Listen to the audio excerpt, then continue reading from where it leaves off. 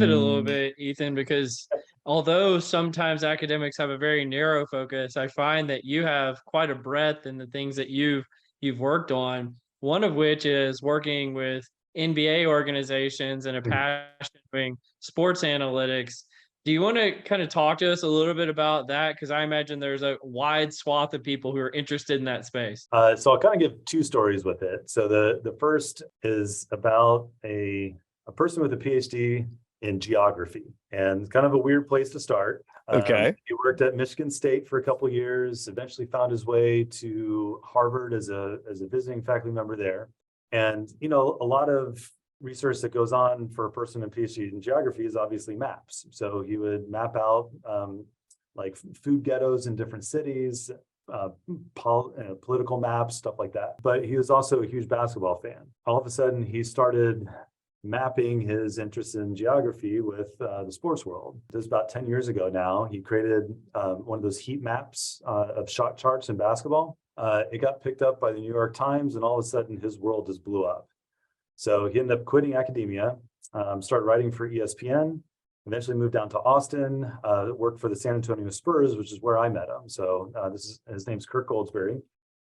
He ran analytics for the Spurs for about 4 years, but still kind of had that itch to teach and to get, you know, hang out with students and do some research as well. So I was able to twist his arm, and he's been working here in McCombs for a couple of years, both teaching sports analytics, and then he and I have started up a number of research projects in sports analytics. Am I interested in it? It's kind of the second part of the story. If you look at IO or management research going back 100 years, at its core, the questions we try and ask are how to assemble the right talent, how to motivate them, how to build teams, how to reward them and compensate them, how to know when to let talent go or when to try and retain talent.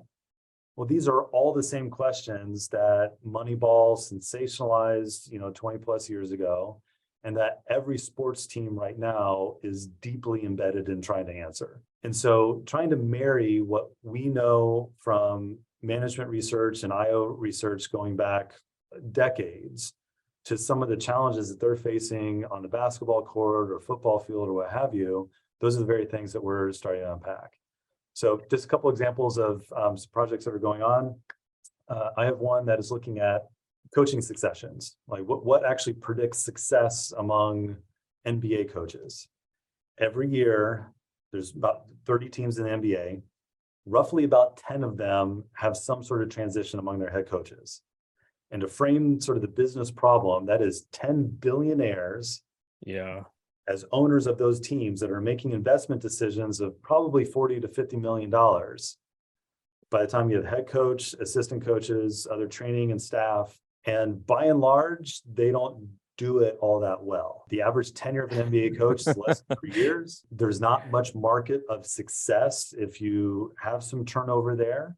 The models that are typically used for executive succession, some of the big headhunting firms that advise owners in this, their models are pretty kind of straightforward. Let's look at elements of a coach's resume, maybe a little bit about their personality or experience on the offense or defensive side of the house.